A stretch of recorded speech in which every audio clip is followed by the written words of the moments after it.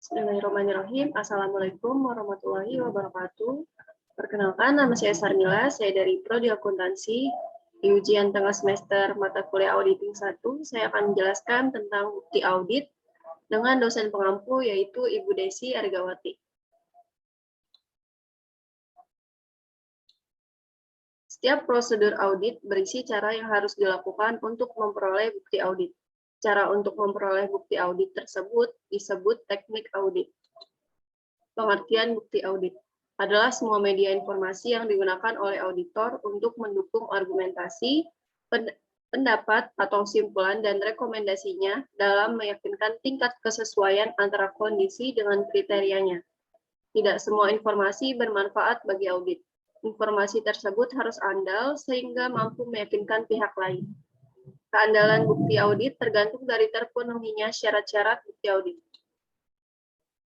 Prosedur-prosedur audit adalah tindakan-tindakan yang dilakukan atau metode atau teknik yang digunakan untuk mendapatkan atau mengevaluasi bukti audit. Yang pertama ada prosedur analitis atau analytical procedures, menginspeksi atau inspecting, mengkonfirmasi atau confirming, mengajukan pertanyaan atau inquiring, menghitung counting, menelusur tracing, mencocokkan vouching, mengamati observing, melakukan ulang reperforming, teknik audit berbantuan komputer atau computer assisted audit techniques. Sifat bukti audit.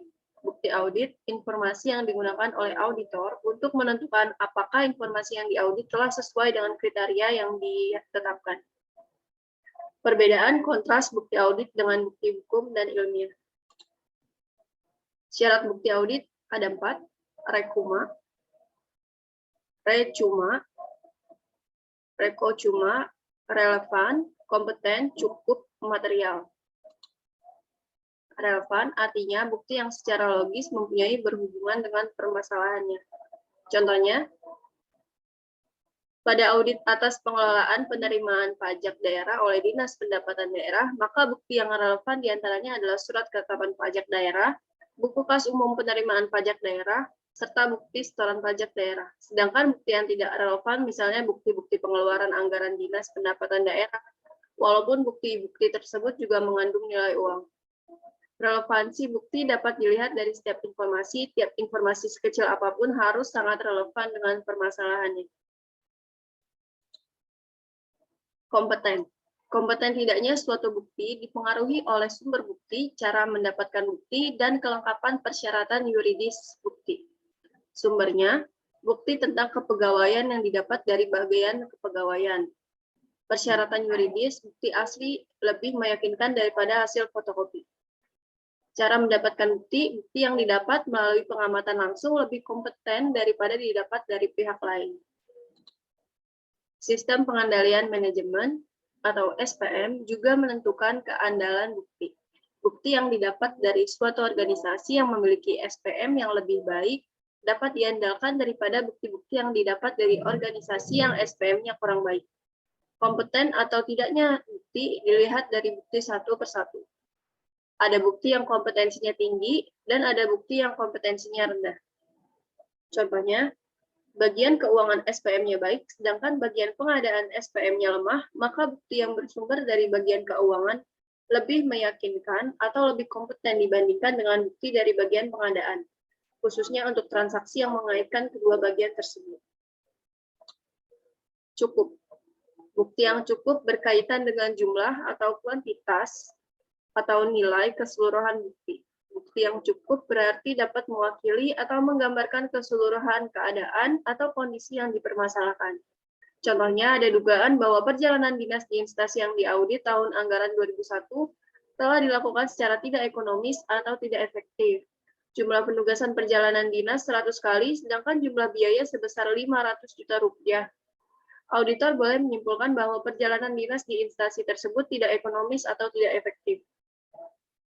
Apabila telah menguji dalam jumlah bukti yang cukup, baik dilihat dari sisi jumlah perjalanan dinas atau dari nilai rupiahnya, berapa jumlah yang cukup itu tergantung dari pertimbangan yang logis dari auditor. 40%, atau 50%, atau 85%. Material bukti yang mempunyai nilai yang cukup berarti dan penting bagi pencapaian tujuan organisasi. Mempunyai arti tersebut harus ditinjau baik dari sisi kuantitas maupun kualitas. Materialitas tersebut dapat dilihat antara lain dari yang pertama, besarnya nilai uang atau yang bernilai uang besar, pengaruhnya terhadap kegiatan walaupun nilainya tidak seberapa, hal yang menyangkut tujuan audit, penting menurut peraturan perundang-undangan, selisih kas tidak boleh terjadi, karena itu seandainya terdapat selisih kas, berapapun besarnya harus dicari sebab-sebabnya. Keinginan penggunaan laporan, dan yang terakhir, kegiatan yang pada saat audit dilakukan sedang jadi perhatian umum. Hubungan bukti audit, materialitas, dan risiko. Bukti harus mempertimbangkan materialitas. Sebelum bukti dikumpulkan dan dievaluasi, terlebih dahulu harus ditetapkan materialitas permasalahannya. Jika permasalahan ditetapkan material, maka bukti-bukti harus dikumpulkan. Jika tidak material, maka bukti-bukti tidak perlu dikumpulkan. Sebagai contoh, auditor menemui permasalahan bahwa ketua panitia pengadaan barang atau jasa adalah adik ipar dari pimpinan unit kerja atau pengguna barang dan jasa. Permasalahan ini tidak bisa ditentukan nilai rupiahnya, tetapi auditor mempertimbangkan bahwa permasalahan ini mempunyai pengaruh yang besar terhadap kegiatan pengadaan barang atau jasa.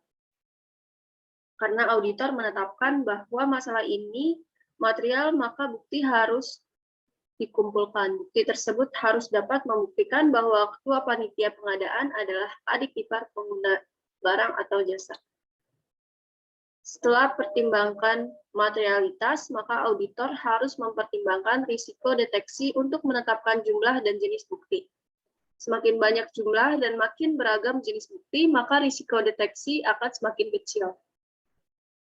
Melanjutkan contoh sebelumnya, auditor mengumpulkan bukti bahwa ketua panitia pengadaan adalah adik ipar pengguna barang atau jasa. Mula-mula auditor hanya memperoleh bukti lisan dari salah seorang pegawai. Pada saat ini, auditor hanya memiliki jumlah bukti 1 dan jenis bukti 1. Risiko deteksi pada tahap ini sangat tinggi. Untuk menurunkan risiko tersebut, auditor mencari bukti lisan tambahan dari 2 orang pegawai yang lain. Saat bukti tersebut memperkuat bukti pertama, maka auditor telah mendapatkan jumlah bukti 3 dan jenis bukti 1. Risiko deteksi tahap ini berada di tingkat moderat. Auditor melanjutkan proses pengumpulan bukti hingga memperoleh bukti keterangan dari ketua panitia pengadaan barang atau jasa bahwa dia memang adik ipar pengguna barang atau jasa. Pada tahap ini, risiko deteksi telah minimal. Auditor telah memperoleh jumlah bukti 4 dan jenis bukti 2. Karena risiko deteksi telah minimal, maka auditor dapat menghentikan proses pengumpulan dan evaluasi bukti terhadap permasalahan tersebut. Jenis-jenis bukti audit. Bukti audit dapat dibedakan dalam beberapa jenis atau golongan sebagai berikut. Bukti pengujian fisik, bukti dokumen, bukti analisis, dan bukti keterangan. Bukti pengujian fisik adalah bukti yang diperoleh melalui pengamatan langsung dengan mata kepala auditor sendiri yang menyangkut harta berwujud. Pengamatan langsung oleh auditor dilakukan dengan cara inventarisasi fisik, dikenal pula dengan sebutan opnam, dan inspeksi ke lapangan on the spot. Hasil pengamatan fisik oleh auditor tersebut dikumpulkan ke dalam suatu media pengganti fisik, yaitu berita acara pemeriksaan fisik, hasil inspeksi lapangan, foto, surat pernyataan, denah lokasi atau peta lokasi, dan lain-lain. Contohnya, kas yang ada dalam petty cash belum tentu seluruhnya milik instansi yang bersangkutan, mungkin ada uang titipan. Hal ini harus dibuktikan dengan cara lain. Cek yang ada dalam petty cash belum tentu bisa diuangkan, mungkin cek kosong. Mobil yang digunakan oleh pejabat belum tentu milik instansi, mungkin mobil pinjaman. Masalah kompetensi bukti fisik harus menjadi perhatian, antara lain dengan cara inventarisasi fisik dilakukan oleh sekurang-kurangnya 2 orang auditor, karena menurut hukum 1 orang bukan saksi. Selain kedua auditor, sebaiknya BAP ditandatangani pula oleh pihak auditi, dan bila ada oleh kontraktor yang terkait, agar tidak terjadi ketidaksepakatan di kemudian hari. Bila bukti fisik berbentuk foto dan denah lokasi atau peta lokasi, sebaiknya terdapat pula tanda-tanda yang menunjukkan identitas auditi, Misalnya dokumen tersebut dilegalisasi oleh pihak auditi yang menunjukkan tempat dan waktu. Apabila berbentuk surat pernyataan, sebaiknya bermaterai dan dilengkapi dengan saksi. Bukti dokumen pada umumnya terbuat dari kertas yang mengandung huruf, angka, dan informasi simbol-simbol yang berdiri sendiri maupun digabungkan. Contohnya, bukti kas uang keluar atau pembayaran, bukti kas uang masuk atau penerimaan, SK pengangkatan pegawai, bukti terima penyerahan seragam, bukti pengeluaran barang, surat-surat masuk, dan surat-surat keluar. Kelemahan sistem pengendalian manajemen memungkinkan dokumen mengandung kesalahan atau kelalaian yang tidak disengaja.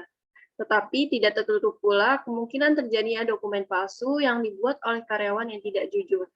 Makin mudah dokumen dibuat tanpa prosedur pengendalian manajemen yang baik, makin besar kemungkinan dokumen itu mengandung kesalahan dan atau kecurangan. Jika sistem pengendalian manajemen lemah, auditor tidak sepenuhnya mempercayai bukti dokumen, tetapi harus menambah pengujian dengan dokumen lain. Sumber bukti dokumen. Bukti intern yang aslinya telah diserahkan ke pihak ketiga antara lain bukti kas masuk, surat setoran pajak daerah. Yang kedua, bukti ekstern yang aslinya ada di auditi antara lain bukti kas keluar, faktur pembelian barang, kwitansi dari pemborong. Yang ketiga, ada bukti yang didapat dari auditor langsung dari pihak ketiga antara lain jawaban konfirmasi. Yang keempat, bukti audit yang masih disimpan auditi, antara lain anggaran, prosedur, dan tembusan dokumen. Bukti dokumen akan lebih andal antara lain bila yang pertama, bukti dibuat oleh pihak luar yang bebas. Kedua, bukti diterima auditor langsung dari pihak ketiga tidak melalui auditi.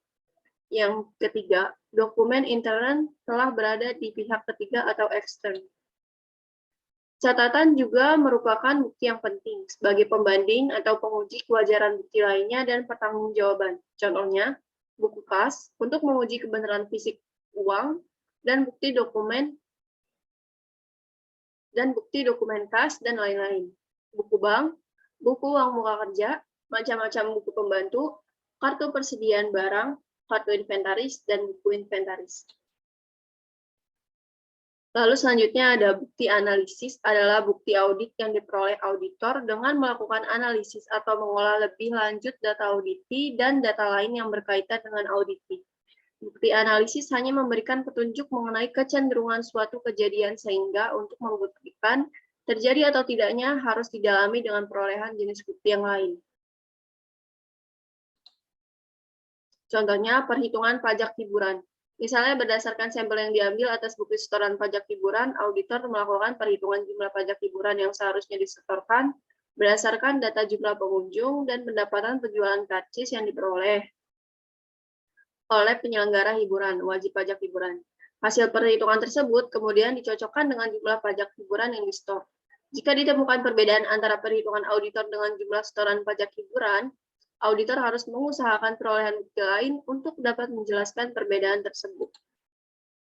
Auditor membuat hitung-hitungan mengenai sesuatu hal berdasarkan pengetahuannya atau kriteria yang berlaku. Perhitungan yang dilakukan oleh auditor digunakan antara lain untuk menguji perhitungan yang telah dibuat oleh auditi. Bukti perhitungan dicantumkan pula dalam media tertulis atau dokumen. Lalu selanjutnya ada bukti keterangan, adalah bukti yang diperoleh auditor dari pihak lain atau baik dari pihak auditi maupun pihak ketiga, berdasarkan pertanyaan atau informasi tertentu yang diminta oleh auditor. Termasuk bukti keterangan adalah bukti kesaksian, bukti lisan, dan bukti spesialis atau ahli. Bukti kesaksian adalah bukti peyakin yang didapat dari pihak lain karena diminta oleh auditor. Biasanya bukti pengujian fisik, bukti dokumen, bukti analisis, atau bukti lisan dapat diperoleh, barulah kemudian dilengkapi dengan bukti kesaksian. Contohnya, pernyataan saldo rekening bank dari bank yang bersangkutan, surat pernyataan dari petani misalnya sebagai pihak yang menerima, penyerahan bantuan peralatan pertanian dari Dinas Pertanian Kabupaten, surat pernyataan dari pembeli atau penjual tentang kebenaran pembelian atau penjualan, surat bukti titipan barang sehubungan adanya barang yang dititipkan, dan yang terakhir, surat keterangan konfirmasi mengenai harga barang dari dealer atau penjual resmi. Lalu selanjutnya ada bukti lisan. adalah bukti yang didapat oleh auditor dari orang lain melalui pembicaraan secara lisan. Dalam hal memperoleh bukti lisan, auditor harus mencatat atau menuangkan dalam kertas kerja dengan seksama, termasuk narasumbernya.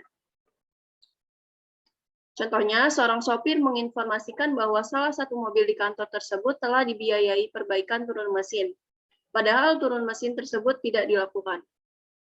Dari seseorang didapat informasi bahwa salah satu rekanan kantor, yaitu PTA, adalah milik adik kandung ketua panitia pengadaan. Bukti spesialis atau ahli adalah bukti yang didapat dari tenaga ahli, baik seorang pribadi maupun instansi atau institusi yang memiliki keahlian yang kompeten dalam bidangnya. Tenaga spesialis yang dapat digunakan adalah